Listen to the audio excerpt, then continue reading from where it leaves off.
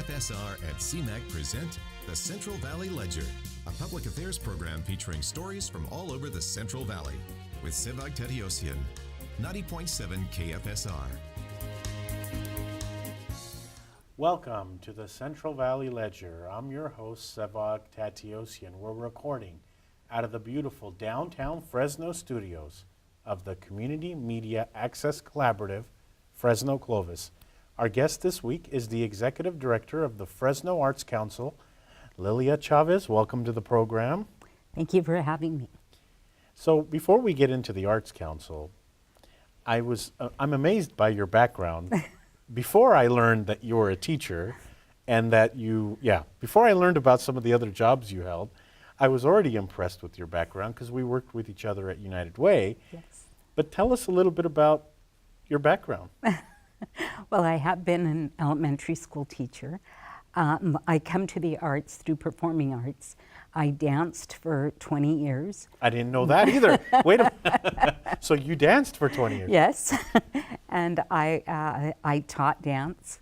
I taught ballet folklorico, which is Mexican folk dance, and worked in a small studio with Ernesto Martinez, who was a professor at Fresno State. So I did that, and I also was a founding member and the director of Arte Americas, the Latino Cultural Arts Center, for almost 10 years, and just have been really busy. And I worked for a law group once, and I worked for the County of Fresno as a principal analyst. But have always been drawn to the arts. That's kind of where my heart is and what I enjoy most. And you've worked for the United Way because you and I worked there. We'll talk about that in a second. But you also worked for an assembly member as well. That's correct. I'm just curious. I would love to see what your resume looks like on paper because I don't think you could do it in 2 or 3 pages. Actually, I've got it down to a nice, succinct resume of 2 pages. So we met at United Way. Well, we met before the United Way, but I got to know you a little bit at United Way. And talk about a little bit about not just the United Way, but the nonprofit world. It's such a challenging world in Fresno, wouldn't you say? Yes, I think nonprofits are probably one of the greatest service providers in our communities, but also one of the most challenged. I think that probably the nonprofit community, I like to refer to them as a real scrappy group because they know how to do a lot with very little. And I think in the nonprofit world, we really use our resources efficiently. Yeah. And I think because we have to. Exactly. Because of the limited funding streams. Right, right. You were involved in the Arte Americas, and we just lost someone who was very, very active in not only Arte Americas, but just in the community in general. Now, I met him a couple of times, but I didn't know him. And I think you know who I'm talking about, Mr. Armando Rodriguez. Yes. Tell us about him a little bit and Wow. what kind of person he was. That's a question I wasn't expecting in I know, this I'm interview. sorry, but when you said um, Arte Americas, I knew that you would know him. Right, no, Armando was a very good friend. I actually was very close to his wife, Betty Rodriguez, and she was one of my mentors and somebody I went to for advice and counsel and just a good time. She was just a great person, and as Armando's wife, she was always very supportive of his work and what he did. I think Armando is particularly important to the community because he's just a true example of someone who started from a very humble beginning. And his father was a tailor. He went to Edison High School and managed to achieve what I think most of us seek, and that is success in your field, but also the respect and admiration of members of your community because of the work that you do.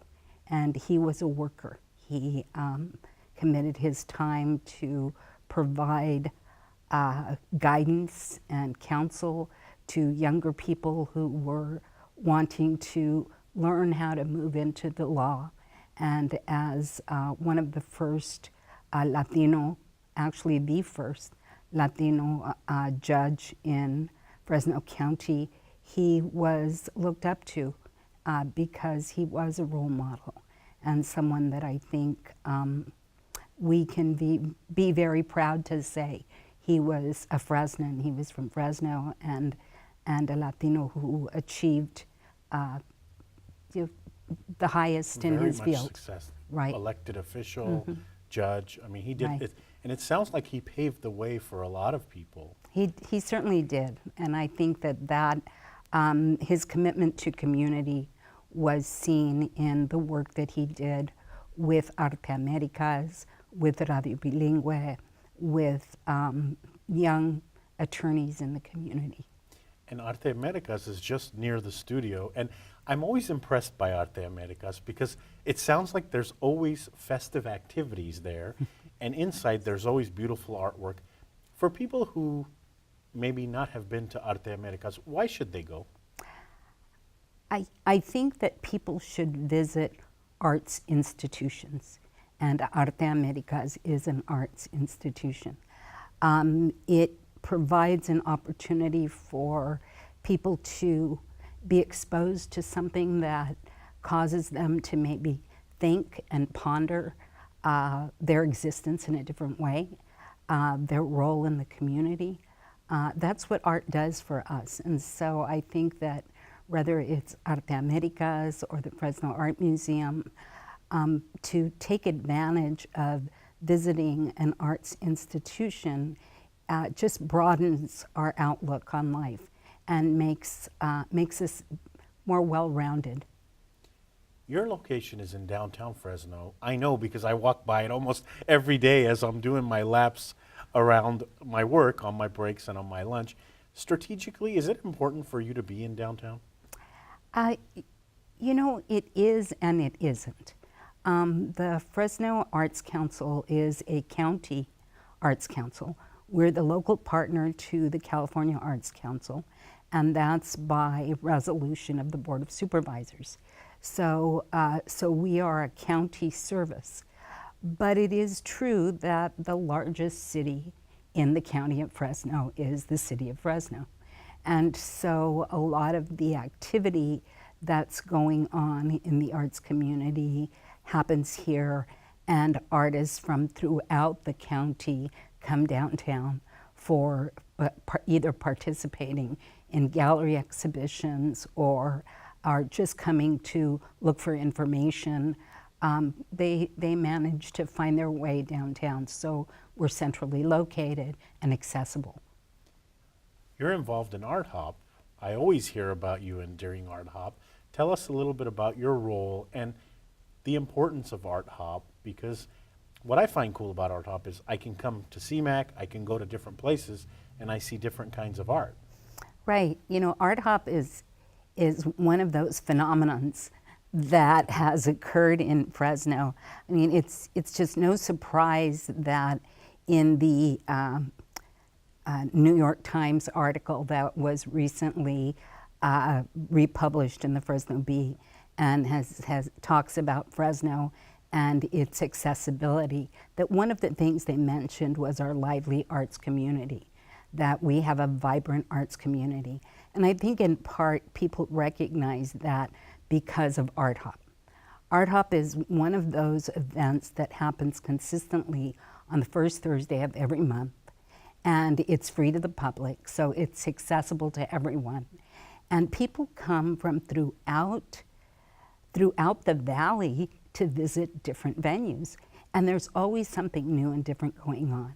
And it's becoming more of a multidisciplinary activity. When we talk about the arts, a lot of people think visual art, drawing and painting, sculptures.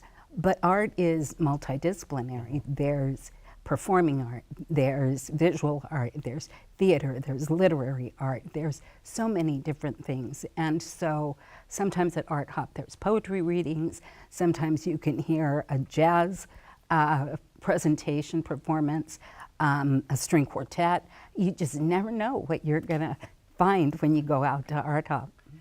You read my mind because I was going to ask you to define art, but you did it such a great way when we're talking about Art Hop that I'll now shift gears.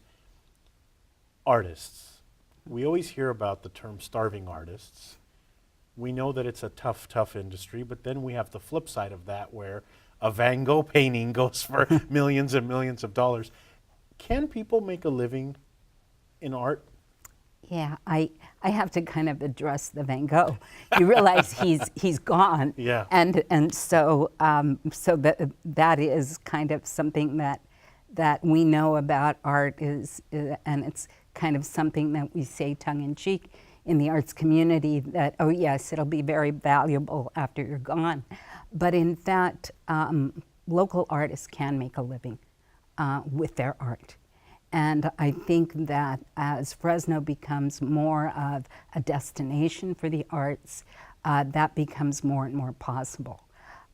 We have such a fine array of artists in the Fresno area that people might talk about going to Santa Monica or San Francisco to see quality art, but you can see the same quality art here in Fresno.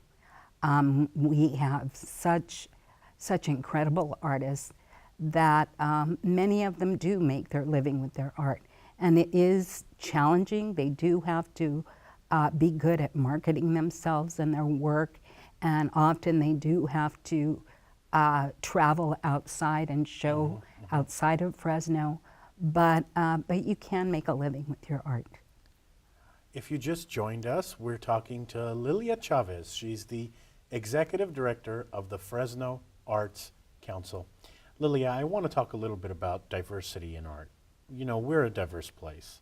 Walking distance from here, you can find restaurants that have delicious multi-ethnic cuisine. Tell us a little bit about if art is that way in this area. Would I be wrong if I say that the influences of people and their cultures have impacted art in the area? We were just talking about Arte Americas.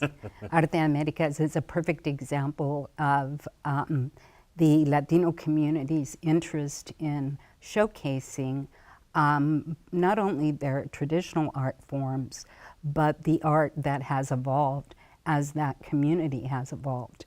That happens throughout the Central Valley. There's an organization called ACTA, the Alliance for California Traditional Art, and they are a statewide organization, but they are located here in Fresno, and they specialize in showcasing and preserving and sharing folk and traditional art forms of different ethnic communities. But even beyond that, I mean, we have Armenian Museum. We have wonderful examples of Asian art throughout the community. I think that we're just very lucky in Fresno because we do have the diversity that we have, that we are able to be exposed to without even thinking about it sometimes. Yeah. Exposed to just a beautiful array of what's available in the world. You know, with your background, you will have no problem walking in and getting employment at places that people would love to work, you know, whether it's the county, whether it's the private sector. So you left all that behind, and you left a comfortable job behind at United Way, because I knew you there, to become the executive director of the Fresno Arts Council. I don't know anything about the organization, but I can imagine it's a nonprofit in Fresno, and nonprofits have challenges, whether it be staffing, whether it be funding. Why did you make that transition, and have you learned anything in your new role? Oh wow! Have I learned? I think is the wow part, and that is that every job experience provides learning opportunities, and this is no different. To be the executive director of the Arts Council has caused me to stretch myself in ways that I didn't know I could. But we are fortunate in Fresno that while we may not have a lot of resources committed to the arts, we have a lot of people who are committed to the arts. And I've never done any of my jobs because I felt I was going to get rich. I did them because at the time it was a calling. And so to work for the Fresno Arts Council in the capacity of executive director was something that I just needed to do, because I believe that the arts contribute tremendously to the overall well-being of any community. And we see it in Fresno. The arts are not just entertainment. They're not just the fluff or the frosting on the cake. They are a critical part of the economic stability of our community. And I want Fresno to be successful.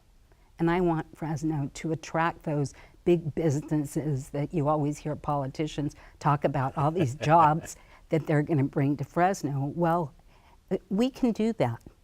But those jobs and those corporations and businesses that bring those high-paying jobs are looking for communities that have amenities for their workers, that have opportunities for their workers to be involved after work.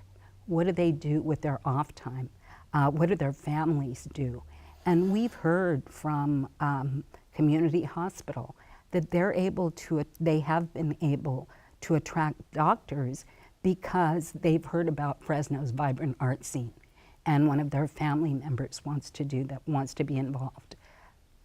It's so interesting to me because before I got acquainted with your organization, I would have never guessed that if you have a good, stable, solid, reputable art program or community, that big businesses might come here. What I just heard you say is that is correct. There is a correlation between the community and art and big businesses coming here. Do people know that? Do you think people out there know that? I think they don't know it enough. I think people see it happen, but we don't talk about it often enough. And sometimes because we aren't currently investing at either the municipal or county level, there's not a fund for the arts. I think that we haven't been able to showcase the arts at the level that we need to. I'm hoping that will change, because if we truly want to be the community that I know we can, then we have to invest in all kinds of things that will attract people to our community, and the arts are one of them. You know, we need good schools. We need to have recreational areas and parks. We need to have the arts. So it's not like we can do just one thing. We always have to be looking at the big picture and say, what is going to make us the best community? Let's talk a little bit about something that is going on at the Fresno Arts Council recently, and that's agriculture and art. There's a partnership there. Yes. And it's an interesting one because you don't necessarily think that ag and art will mesh or do mesh. But what I've learned through the press release and some pictures is that there is a partnership there. Tell us a little bit about that. Arts Alive in Agriculture is a project that the Fresno Arts Council undertook because several artists actually came to us.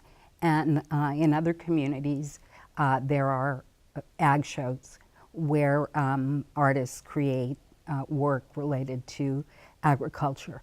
But in Fresno, we hadn't done it. And artists came to us and said, you know, Fresno is so important to agriculture, and agriculture is so important for Fresno. Why are we not presenting that through our art?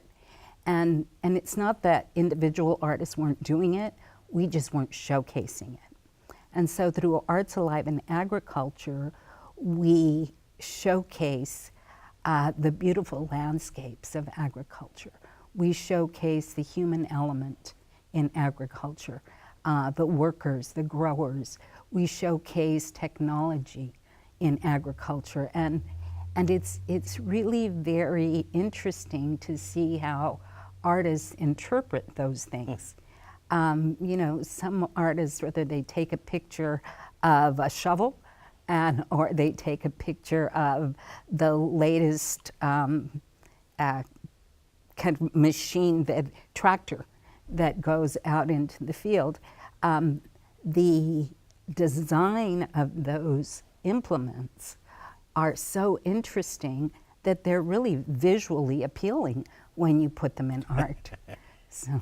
And it's so interesting what an artist that has that eye for art can turn something ordinary that we would never think about into a piece of art. Correct. Are there a lot of young people involved in art from your experience? I mean, is there a generation, or do we have a pipeline of new artists coming up? I think that that's probably the best thing about the art in Fresno County. We have a lot of young people that are attracted to art. Young people view work and play in different ways than perhaps you and I did when we were growing up. Not that you're not young, but there is a different perception that young people have, and it, I think, comes with the change in technology. You know, Apple considers design of things a lot when they create a new iPhone. They hire artists and designers. Interesting. And not just engineers. And if you've ever purchased a phone, the box is so nice that you almost don't want to get rid of it. It's true. The packaging, everything, it's beautiful. And that's because it has an artistic bent to it. It's really been styled beautifully. So young people understand that art is a part of the technology and the wave of the future. So they're very involved. And you just brought something up that I agree with. I love the box, and I love the feel of the phone, and just the way it looks. I spent some time thinking, wow, this is created really well. So what you're saying is artists are involved in that process. That's correct. And I think that people don't, because it happens so ordinarily, naturally, it's just part of our life, they don't always think that an artist was involved in the design of this chair. You know, selecting the color, selecting the piping and how it would be put on. Everything that is in our life is related to art in some way. The design of your glasses, everything was touched by an artist. Tell us a little bit, I mean, we're almost done with the show, and we haven't even talked about the mission and goal of the Fresno Arts Council. Tell us a little bit about what the Art Council does. Well, I mentioned that the Fresno Arts Council is the local partner to the California Arts Council, and we are also designated by Memorandum of Understanding to be the City of Fresno's arts agency. Our purpose is to be an advocate for the arts and a support to the field. So we do that in a variety of different ways. Art Hop, for example, is a good way for us to promote local artists, to promote local venues that are engaged in selling art. We are involved in Arts Alive in Agriculture because that again brings together something that is important to the economic stability of Fresno, which is the lifeblood of Fresno, our agriculture and art. And so again, it's an opportunity to showcase art to the community and demonstrate its relevance. So as an advocate for the arts, we're always looking for new ways to introduce art to the community. But as a support to artists, We can support them with grant writing. We are involved, we can function as a fiscal agent if they're applying for a grant. We function as a trainer. We are involved in training artists to work in the state prisons, to work in the schools.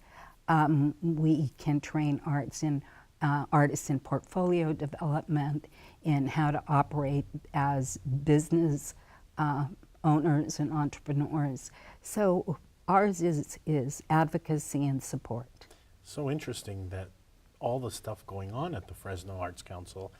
The prison thing is interesting too, because I saw something the other day that had prisoners doing a Shakespeare production, and I thought that's very creative. So I'm excited to see the art that's going to come out of the various partnerships that you have. Are our local elected officials listening? I mean, I don't know if we have a reputation in Fresno of being so supportive, and I'm not saying that as against the elected officials, but you always hear sometimes people say, oh, Fresno is not the art place, it's San Francisco and LA and New York. But what I'm hearing from you is actually Fresno does have a place on the map for art. Yeah, Fresno is definitely becoming a destination for the arts. And when I think about the role of our elected officials, I think that it is something that we need to return to. Back in the late 70s, the city of Fresno had a fund for the arts, and the council members designated that there would be an allocation of the general fund to support the arts. Interesting. Because they recognized how important it was. And there was a huge investment in public art back in those days.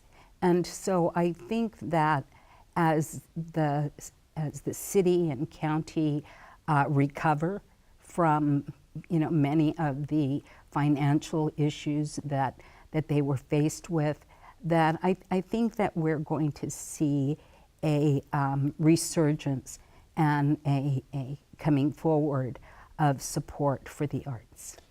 Lilia, I can spend another hour with you talking about arts and artists and all that stuff, but we are out of time this week on the program. Thank you so much for coming and educating us on a number of topics. Well, thank you for having me. It was a pleasure. That's all for this edition of the Central Valley Ledger. I'm your host, Sevag Tateosian. You just heard from Lilia Chavez, the Executive Director of the Fresno Arts Council. Thank you to those listening to this broadcast on 90.7 FM, KFSR Fresno, and to those watching on Comcast 93 and AT&T 99. The television side, thank you to volunteer Gary Johnson, who is in the studio making us look and sound good. On the audio side, thank you to Jessica Wise, Brian German, and also thank you to Jeff Davis. Graphic design provided by Robert De La Rosa. Hope you enjoyed the program this week. Tune in next week to a new edition.